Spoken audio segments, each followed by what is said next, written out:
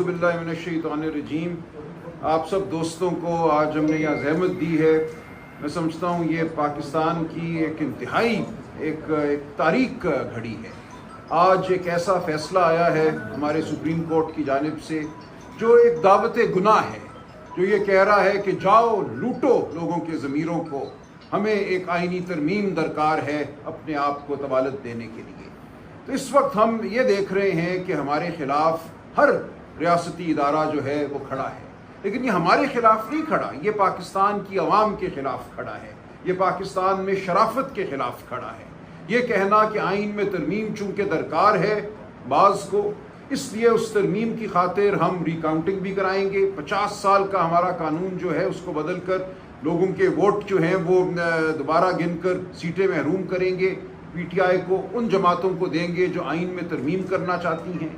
आज ये कहना कि जाओ इनके एमएनएज़ और सेनेटर्स इन पे दबाव डालो, इनको अगवा करो, इनकी बीवियों बच्चियों को हरासा करो, जो कर सकते हो करो, लेकिन तोड़कर इनको तरमीम कर डालो। अब ये तरमीम क्या है जिसकी खातिर हम आपके सामने बैठे हैं, हम मुदाफ़ियत कर रहे हैं, हम आवाज़ बुलंद करते रहेंगे। एक लम्हे के लिए आइनी अदालत के मामले को हम साइड पर रख देते हैं।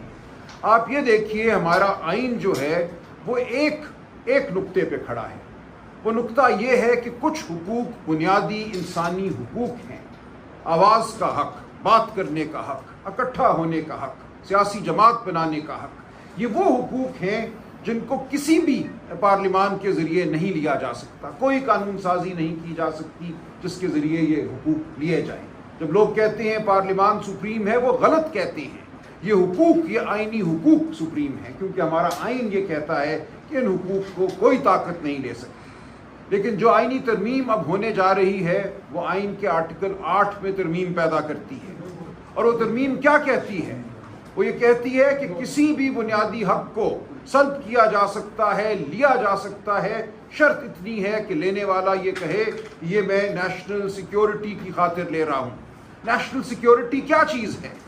यानी कि मुल्क की हिफाजत की खातिर मैं ये ले रहा हूँ।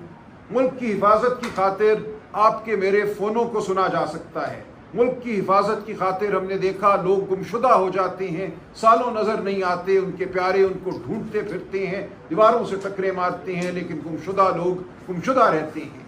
नेशनल सिक्योरिटी की खातिर हमने देखा खैबर पख्तूनख्वा सूबे में इंटर्नमेंट सेंटर बनाए गए, यानी कि कैद करने की जगह, हुकूमत खाना मैं बल्कि कहूँगा। इनके खिलाफ वकार सेठ साहब ने एक फ़ैसला दिया, इनको गैर आइनी करार दिया। उसको सुप्रीम कोर्ट ने 2018 में मुअत्तल किया फ़ैसले को। आज दिन तक वो इंटर्नमेंट सेंटर कायम है, वो मुकदमा दोबारा सुना नहीं गया। अब आज के बाद अगर ये तरमीम हो जाती है तो ये सब कुछ आइनी हो जाएगा, क्योंकि ये सब काम जो है किसी को उठाकर आप एक काल कोठरी में डालें, उसको किसी अदालत के सामने आप साल पेश ना करें और आप ये कहें कि ये सब कुछ हम कर रहे हैं नेशनल सिक्योरिटी के लिए। तो अब आपको ये भुगतना पड़ेगा। ये सिर्फ हमें नहीं भुगतना, हर लिखने वाले को, हर सोचने वाले को, हर बोलने वाले को इसका सामना करना पड़ेगा। हर उस शख्स को, वो बलोच हो, वो पख्तून हो, वो सिंधी हो, वो पंजाबी हो, वो कश्मीरी हो, वो गिलगित बल्तिस्तान से हो, जो अपना हक मांगेगा, उस हक की पादाश में उसको अब ये सब कुछ झीलना पड़ेगा। साथ ही ये कहा जा रहा है कि आइन का जो आर्टिकल 199 है, जिसके तहत हाई कोर्ट रिटें जारी करती हैं, हम हाई कोर्ट जाती हैं, पिटिशन करती हैं, आइनी एक दरख्वास्त हम दायर करते हैं और कहते हैं मेरा ये हक बचाओ, मेरे प्यारे को उठा लिया गया, या ये हम कहते हैं कि हमारे फ़ोन टैप हो रहे हैं। हाई कोर्ट फैसले देती हैं, हाई कोर्ट ऑर्डर देती हैं, वो हमें तहफ़्फ़ुज़ भी देते हैं, वो हमें एक हतमी जो रिलीफ है वो भी देते हैं। अब ये आइनी तरमीम कह रही है कि हाई कोर्ट का कोई दायरा इख्तियार नहीं होगा, कोई इख्तियार समात नहीं होगी नेशनल सिक्योरिटी के हवाले से, इंक्लूडिंग द पुलिस। यहाँ तक लिख दिया गया कि अगर पुलिस भी कोई अमल करती है तो हाई कोर्ट उसमें दखल अंदाजी नहीं कर सकेंगे। तो अब आप देखिए ये रियासत कहाँ जा रही है। साथ ये लिख दिया गया कि अगर कोई मिलिट्री कोर्ट, मिलिट्री अदालत किसी को नोटिस जारी करती है, किसी की गिरफ्तारी का हुक्म देती है, किसी की ज़ात के हवाले से कोई कार्रवाई करती है, कोई ऑर्डर पास करती है, तो हाई कोर्ट उस मामले को नहीं देख सकेंगे।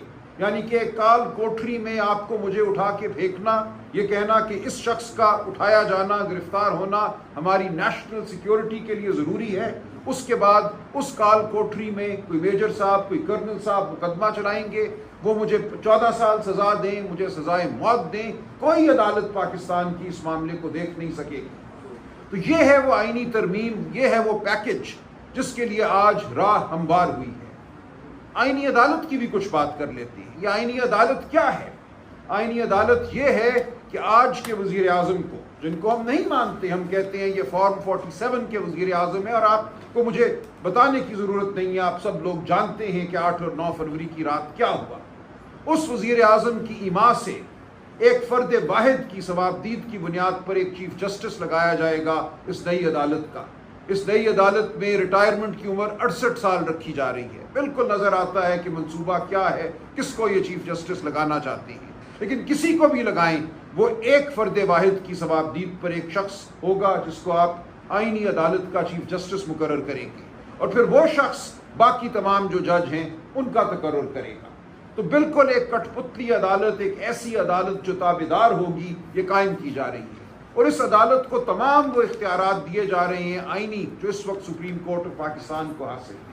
سپریم کورٹ آف پاکستان ایک ثانوی عدالت کے طور پہ قائم رہے گی, ایک ڈھانچے کے طور پہ قائم رہے گی, لیکن اس کی روح, اس کی جو اصل طاقت ہے وہ چھین لی جائے گی. بنیادی حقوق کے حوالے سے, تمام جو آئینی عمل ہے اس کے حوالے سے. یہ کہا جا رہا ہے کہ کسی بھی سیاسی جماعت کو اگر کالعدم قرار دیا جاتا ہے, پاکستان کے مفاد کے خلاف قرار دیا جاتا ہے, تو اس جماعت کے خلاف ریفرنس بھی اس آئینی عدالت کو بھیجا جائے گا کہ اس جماعت کو کالعدم قرار دیا جائے. تو یہ ہے منصوبہ سازوں کے. اور آج کا جو فیصلہ آیا ہے 63A کے حوالے سے, اس کا ایک سیاق و سباق ہے. یہ فیصلہ آئے ہوئے 2 سال اب گزرنے کو آئے ہیں. 2022 میں یہ فیصلہ آیا تھا.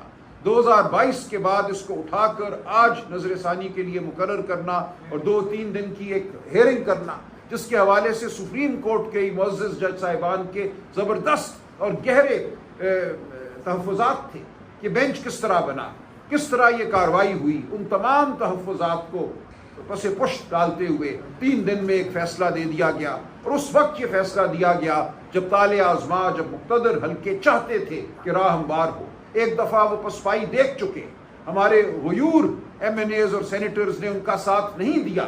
ہم اب بھی امید رکھتے ہیں کہ ان کا ساتھ نہیں دیں گے, اس کالی ترمیم کو پاس نہیں ہونے دیں گے. ہم مولانا فضل الرحمان صاحب کا بھی بہت شکریہ ادا کرتے ہیں, انہوں نے یہ نہیں ہونے دیا, وہ ثابت قدم رہے.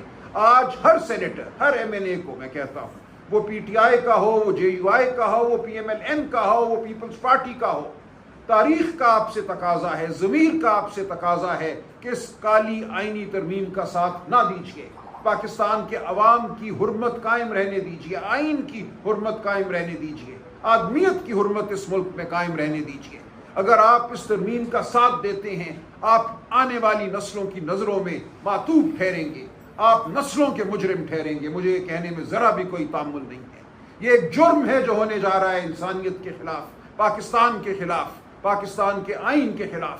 اس جرم کا حصہ نہ بنیے, اس جرم کو روکیے. میں آپ سب سے اپیل کرتا ہوں جو میڈیا کے دوست ہیں, اور آپ کے ذریعے پورے پاکستان سے اپیل کرتا ہوں کہ اب نکلو. اب نہیں نکلو گے تو کب نکلو گے؟ یہ وہ لمحہ ہے جو ہماری زندگیوں میں آیا ہے. ہماری تمام زندگی میں سمجھتا ہوں چلتے چلتے اس لمحے آ کر آج رک گئی ہے. آج ہمیں فیصلہ کرنا ہے ہم کہاں کھڑے ہیں, ہمارا ضمیر ہمیں کیا کہتا ہے, کیا کوئی ضمیر ہے بھی ہمارا یا نہیں ہے. ہم نے آج تک جو کچھ زندگی سے کھٹ پایا, ہمارا علم, ہماری دانش, ہماری فکر, وہ آج ہمیں کہاں لا کر کھڑا کرتی ہے. ہم کس طرف کھڑے ہوں گے, تاریکی کی جانب کھڑے ہوں گے یا روشنی کی جانب کھڑے ہوں گے. فرق بالکل واضح ہے, اس میں کوئی آج ابہام نہیں ہے. آج وہ لوگ ہیں جو اپنی کسی چھوٹی چھوٹی منفعت کی خاطر پاکستان کے آئین کو پامال کرنا چاہتے ہیں. حکومت, وزارت عظمیٰ, یہ کیا چیزیں ہیں؟ یہ کچھ بھی نہیں ہیں. تاریخ کے عمل میں یہ ایک حاشیہ بھی نہیں ہوگا, بدنما حاشیہ بھی نہیں ہوگا ان لوگوں کی حکومت. لیکن اپنی حکومت کو طول دینے کے لیے, اپنی ججی کو طول دینے کے لیے یہ کچھ بھی کرنے کو تیار ہے. آپ ان کو بتائیے, گریبان تھامیے ان لوگوں کا, روکیے ان کو یہ جرم کرنے سے. ہم آپ کے ساتھ ہیں, ہم آگے آپ کے ساتھ بڑھیں گے, ہم چلیں گے, آپ ہمارے ساتھ چلیے. بہت شکریہ. سر, یہ اسی سلسلے میں جو آج فیصلہ آیا ہے, ہم نے دیکھا کہ سپریم کورٹ سے اس سے قبل بھی اس معاملے پر اس وقت تنازع کھڑا ہوا جب پنجاب میں معاملات بدل رہے تھے. تو اس فیصلے کے اثرات دیگر سیاسی جماعتوں کے لیے کیا ہوں گے؟ کیونکہ وہ تو اس پوائنٹ کو لے کر کہتے رہے کہ سپریم کورٹ کا ڈیسیژن ہی غلط رہا ہے. پہلے انہوں نے جیسا کہ پرویز الہی کو ایک موقع پر تو کہا کہ وہ جا کر وزیر اعلیٰ کے عہدے کا منصب بھی سنبھال لیں اور جا کر حلف لے لیں. دیکھیں شیرازی صاحب، دو باتیں ہیں. ایک یہ کہ کیا وہ فیصلہ درست تھا یا نہیں تھا، لیکن جیسا میں نے عرض کیا اس پہ بحث ہو سکتی ہے. وہ 2022 میں آیا تھا اور اس کا اثر ختم ہو گیا تھا. دیکھیے یہ حکومت جو چلی پرویز الہی صاحب کی، وہ اس فیصلے کی وجہ سے نہیں چلی تھی. آپ یاد کریے کہ اس کے بعد 17 بائی الیکشن ہوئے تھے. ان بائی الیکشنز میں پی ٹی آئی جیتی تھی. اس وجہ سے پی ٹی آئی کی حکومت بنی تھی، اس فیصلے کی وجہ سے نہیں بنی تھی. یہ فیصلہ نہ بھی ہوتا اور ان بائی الیکشنز کا 17 بائی الیکشنز کا نتیجہ وہی ہوتا جو تھا، تو پی ٹی آئی کی حکومت بننی تھی. لوگ بار بار کہتے ہیں کہ اس فیصلے کی وجہ سے پنجاب میں پی ٹی آئی کی حکومت بنی. یہ بالکل غلط بات ہے. فیصلہ صحیح تھا یا غلط تھا، یہ سوال نہیں ہے ہمارے سامنے آج.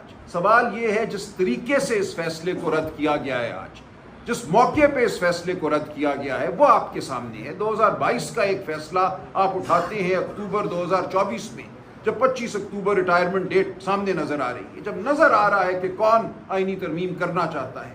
ایک حملہ پسپا ہوا، وہ ناکام ہوئے. اب دوسرے حملے کے لیے یہ ان کو کمک پہنچائی جا رہی ہے. تو یہ ہے وہ باتیں جو ہمیں سامنے رکھنی ہے. باقی تو تکنیکی بحث ہے، ہم اس طرح بھی بحث کر سکتے ہیں، اس طرح بھی بحث کر سکتے ہیں، لیکن اس وقت یہ بات اہم نہیں ہے. بات جو اہم ہے وہ موقع، محل، سیاق و سباق میں اہم ہے. آپ کی طرف سے جو سماعت ہوئی ہے اس کا بائیکاٹ کر دیا گیا ہے اور دوبارہ پھر سے جو ہے اس کے اوپر درخواست جمع کروا دی گئی سر کی جانب سے. تو بائیکاٹ کرنے کے بعد اس فیصلے کے اوپر کیا اثر انداز ہوگا؟ اس کا آئینی ہوگا، اخلاقی ہوگا؟ دیکھیے بائیکاٹ ایک اخلاقی عمل ہوا کرتا ہے. بائیکاٹ یہ کہتا ہے کہ ہمیں آپ پر اعتبار نہیں ہے. بائیکاٹ جو ہے وہ قوم کے ضمیر کی جانب ایک جملہ ہوتا ہے. ہم قوم کے ضمیر کو جھنجھوڑ رہے ہیں. ہم کہہ رہے ہیں کہ ایک ایسی عدالت سے یہ فیصلہ آیا ہے جس عدالت پر ہمیں اعتبار نہیں، آپ کو اعتبار نہیں ہونا چاہیے. جو اس کا طریقہ کار تھا وہ ایسا تھا کہ اس کے اوپر ہمیں کسی قسم کا انحصار نہیں کرنا چاہیے. ہم اپنے ایم این ایز کو، صرف پی ٹی آئی کے نہیں، P M L N, peoples party, تمام جماعتوں کے ایم این ایز اور سینیٹرز کو کہہ رہے ہیں کہ اس فیصلے کی بنیاد پر اپنا ضمیر مت بیچنا. سلمان اکرم راجہ صاحب، آپ نے ابھی عرض کیا کہ قوم سے درخواست ہے وہ نکلے، کیونکہ اب نہیں نکلیں گے تو کب نکلیں گے. جب اس وقت سماعت جاری تھی، دوسری جانب فیصل ڈاکٹر صاحب کی پریس کانفرنس ہو رہی تھی، کیونکہ آپ باہر نکلنے کی کال دے رہے ہیں، تو انہوں نے کہا ہے کہ جو ڈی چوک احتجاج ہے عمران خان صاحب کے سیاسی تابوت میں آخری کیل ثابت ہوگا.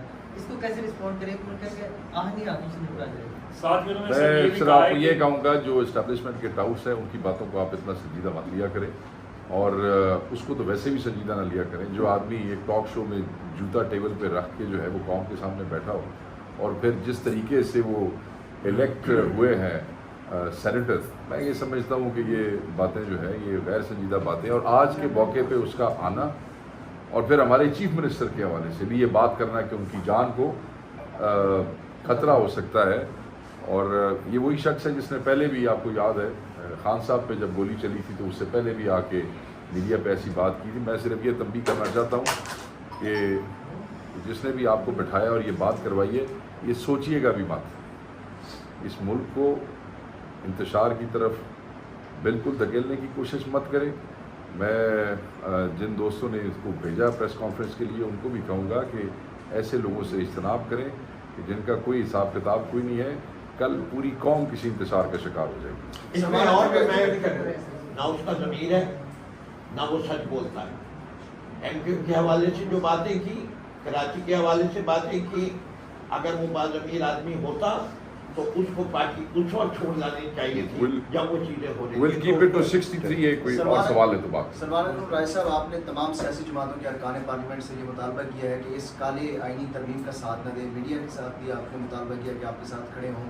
جو اپوزیشن کے آپ کے سب سے بڑے اتحادی ہیں مولانا فضل الرحمان صاحب، کیا آپ کی جو اسٹریٹ موومنٹ ہے، جو ایجوٹیشن آپ کرنے جا رہے ہیں، اس میں مولانا فضل الرحمان صاحب آپ کا ساتھ دیں گے؟ دیکھیے اس بارے میں ابھی میری تو ان سے کوئی بات نہیں ہوئی، لیکن ان کی اپنی ایک جماعت ہے، ان کی اپنی پالیسی ہے.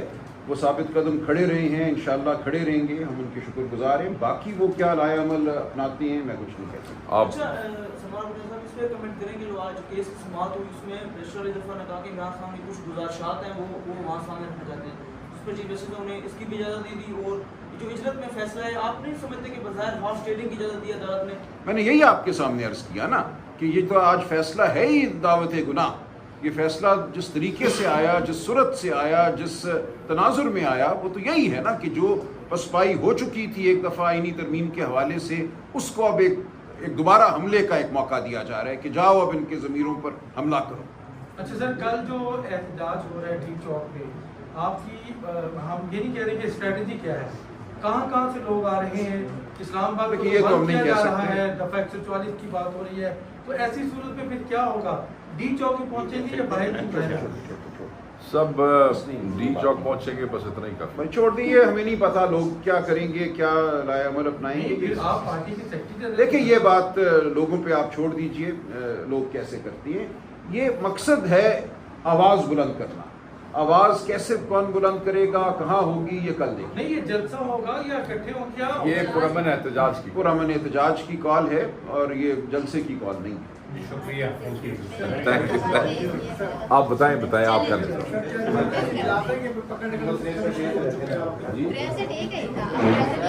آپ کرنے سو آپ